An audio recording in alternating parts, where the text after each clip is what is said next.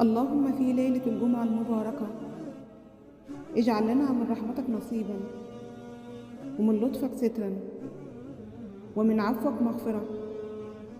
اللهم اكتب لنا راحة في القلب، وسعادة في الروح، وبركة في العمر، والرزق والأهل.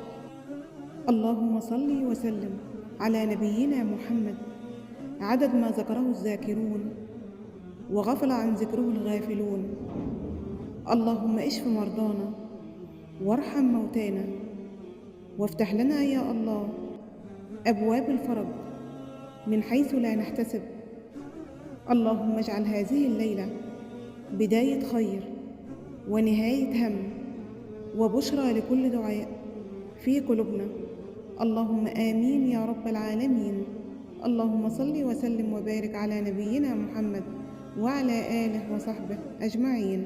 جمعة مباركة.